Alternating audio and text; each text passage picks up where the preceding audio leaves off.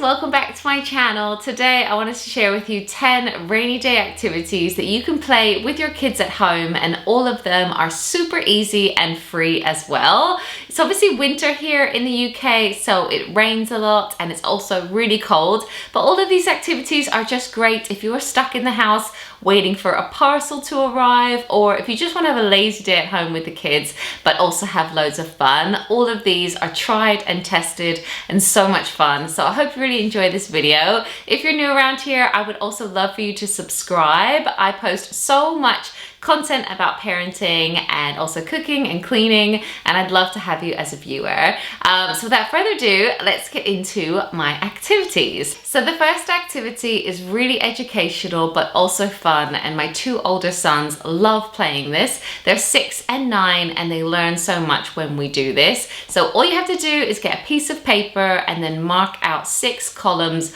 on that paper, and then in the columns we write that they have to find a boy's name, a girl's name, a country, a town, a fruit and an animal, all beginning with a letter that I choose from the alphabet. It could literally be any letter, and then they have to really think about, say if I chose G, they'd have to think about 2 names that start with that, like George and then Grace. Then they'd have to think about fruit, so it might be grape, and an animal might be giraffe. Country and town are normally the most tricky, but you could choose anything, like any subject in the columns if you wanted to change it up. But I really like having the country and town because they don't naturally know it all the time. Even if we have to look on a globe or ask Google, they're still learning so much. They're learning all these new countries and towns. So yeah, town, Fraser's quite good at because he thinks of all the football teams. But Caleb, we do normally have to ask our Google Home.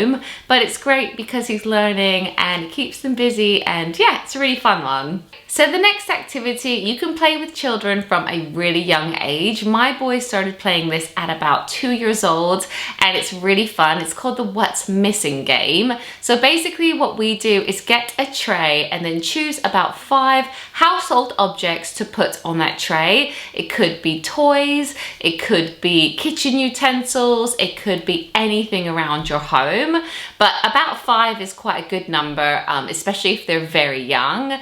Then ask them to look at all the objects, show them what you've got on the tray, and then cover all the objects with a tea towel, and then say to them to close their eyes. And then when you take the tea towel away, you'll also take one of the objects with it, and then they have to guess what is missing. So this is a great memory game, and it's also really fun. I would steer away from choosing food, because when I played this with Jackson yesterday, he started eating the banana that I had put on the tray. But yeah, it's a really good one and it helps their memory.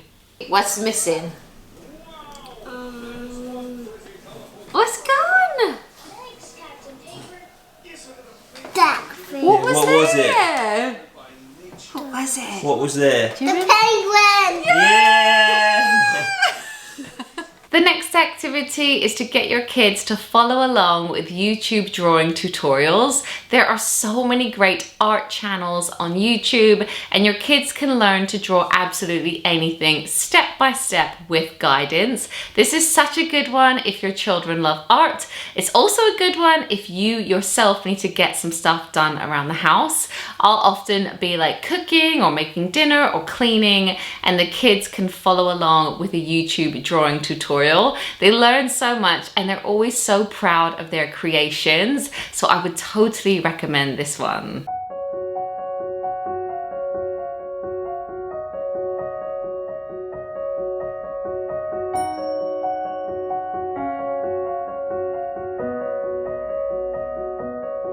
If you're stuck in the house and you actually want your children to get some exercise and be a bit more active, there are also some amazing YouTube channels where they can learn how to do different dances and workouts as well, specifically for kids. So one of the channels that we've been loving is called Go Noodle. You can literally learn how to do any dance, the floss, dabbing, like all kinds of different ones. And we also love little like hit routines specifically for kids, so it's easier for them, it's got their bodies in mind, but it gets them moving and working out, and it's also really fun. The next activity is to make a fortune teller. I used to do this as a child and it's become my middle son Caleb's favorite thing to do. So all you have to do is get a square piece of paper or cut a rectangular piece of paper into a square, then fold all of the corners into the middle, flip it over and fold all the corners in again, and that is pretty much it. Then you've made your fortune teller, and what we do is we'll write colors on the outside of it. So we'll write blue, red, green and pink or whatever we have, and then on the inside we'll write 1 to 8 in numbers, and then inside the flaps you can write the fortunes. So when you play this, I mean, some of you might even remember this from when you were a child, but you choose a color and then they have to spell out the color, so they're learning when they're doing that. Then they also have to choose numbers, so then they're counting when they're doing that, and then they get a fortune, and all the fortunes that we choose are really nice. They're like, you're my best friend, you're super smart, you'll be a footballer, or like things that I know that my kids will really love. And Caleb loves to make these and also take them to school and try them on his friends, and they're just so easy, and yeah, it's great for like quality time and then doing it to family members as well. Next up is an activity that I've shared in family vlogs before, but it's called the 3 marker challenge. This is also a trend on YouTube, and it's so simple but genius because the kids get really excited to do this. So basically you each get a coloring book, you and your child or maybe the siblings together. Then they have to close their eyes and choose just 3 markers so they don't know what colors they're going to get. And then they have, well, we do 10 minutes to color in as much of that picture in the coloring book as they can. And then at the end of it, I'll judge it, or maybe Matt will judge it. We'll just choose a winner of the challenge. So yeah, it's interesting because you only have the 3 colors to play with, but the kids love it. And like, because there's also a time limit, they try to beat the clock and color in as quickly as they can. And then they love when we choose a winner. Obviously we try to make it as even as possible, and if it's me against Caleb, he's always gonna win. But it's really, really fun, and yeah, definitely give it a go, because sometimes they don't just want to sit there and color, but as soon as you call it a challenge, they're really interested. So the next one is to try your hand at origami and make little origami frogs and then race them. I found a simple tutorial on YouTube again on how to make these little frogs, and they actually jump when you push down the back of them. So I'll normally fold up the frogs, or my oldest son will. Then the little ones really like to color in the frogs, and then we can race them across the table, and it's really, really cute. It's something a little bit different and yeah, fun. So I'll link that little tutorial in the description down below.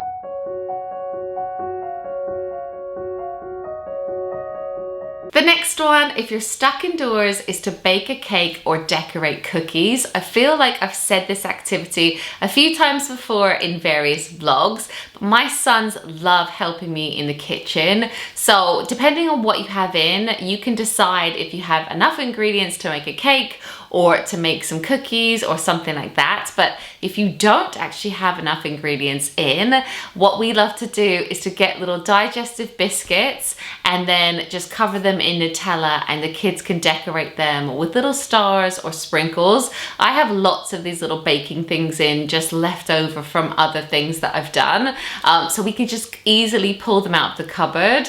Obviously, you'll want to make this activity something you do after lunch or after dinner. But yeah, they really enjoy it. It's a little bit creative as well, and a nice little treat for them. Another word game that's really simple is to get your kids to write A to Z on a piece of paper and then go around the house trying to find objects that you have just in your home that start with that letter. Obviously, children will have to be a little bit older, but it keeps them busy, and again, it's educational. And And the last idea is to play the cereal box game. And some of you might know this one. I know that I used to play this at uni after nights out, but basically all you need is a cereal box and you put it on the floor, and then you and your children have to go around and take turns of trying to pick up that cereal box with only your mouth. And then after every round, you then rip off about an inch of the cereal box, and it gets harder and harder until it's literally like a piece of